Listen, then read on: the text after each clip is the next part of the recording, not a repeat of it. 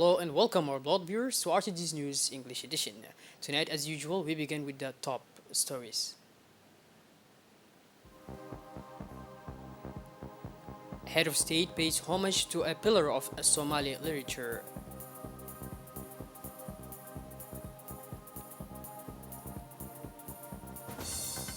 Meeting of the preparations for the 76th session of the Executive Committee National Assembly.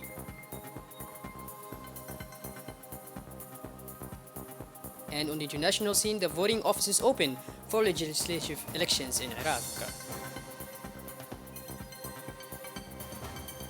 Those were the major top stories. Welcome back to our newsroom, our beloved viewers. The President of the Republic pays tribute to the late Mohammed Daher. The President of the Republic, His Excellency Mr. Ismail Omar Gelle, has paid tribute to the memory of the late Mohammed Daher Afrah, a famous Somali writer who died yesterday in London, Great Britain. In his tribute, the head of state described the late man of letters, one of the leading figures of the Somali cultural landscapes, and this for over 5 decades. Writer, committed intellectual, and equal promoter of the Somali language, the late Mohammed Daher will have willingly embodied all the rules conducive to the promotion of intellectual creativity in this part of the world, wrote President Ismail Omar Gelle. His death marks the end of a highly valuable and multifaceted contribution to the benefit of the peoples of the region. He then noted, remembering the unfailing commitment he constantly demonstrated to work for brotherhood, complementarily and peaceful coexistence. May God welcome him into his eternal paradise, implored the head of state, expressing his sad condolences to his family and to all communities sharing the Somali language.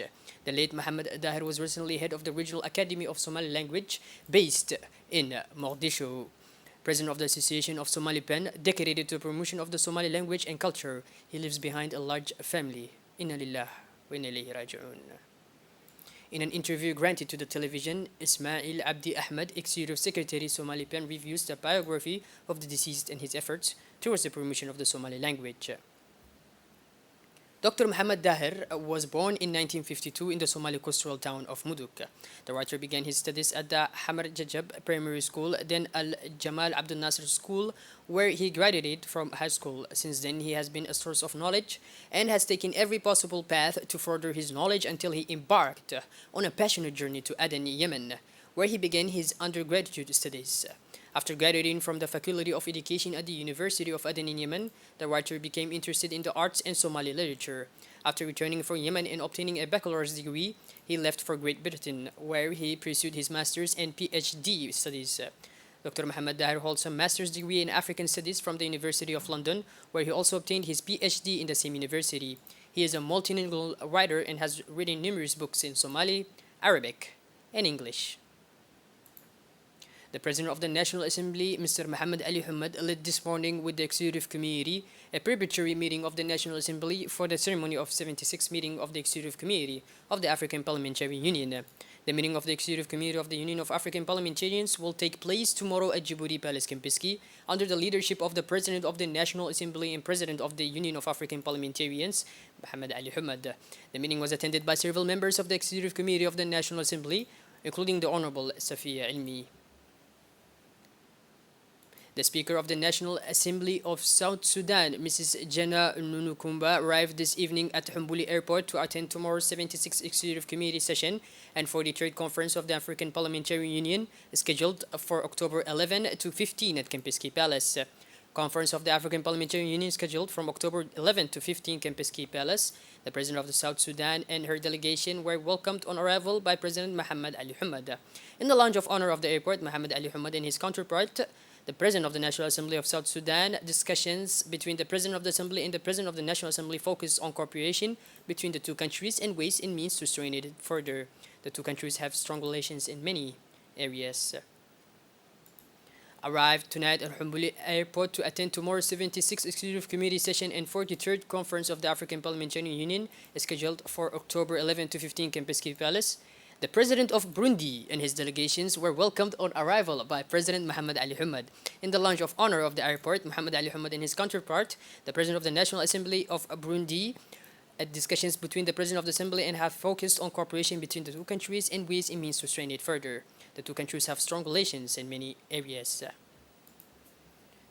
President Mohammed Ali Hamad also received a courtesy visit from the Egyptian ambassador to Djibouti. The President welcomed the Egyptian ambassador who thanked him for his welcome. The president welcomed the Egyptian ambassador, who thanked him for his welcome. The discussions between the president of the assembly and the ambassador of Egypt focus on the cooperation between the two countries and the ways and means to strengthen it further. The two countries have strong relations in many fields.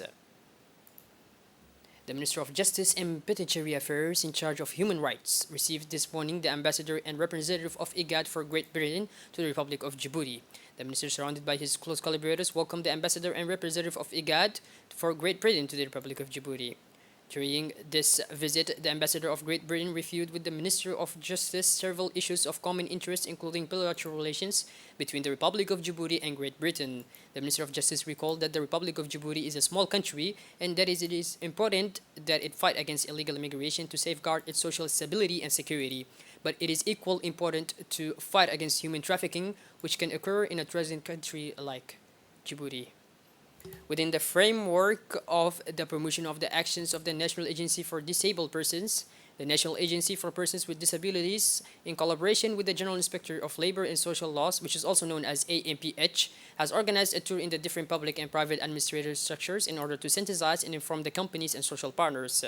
The objective is to identify the social situation in the living environment of people with special needs in the different public and private administrative structures in order to synthesize and inform the companies and social partners.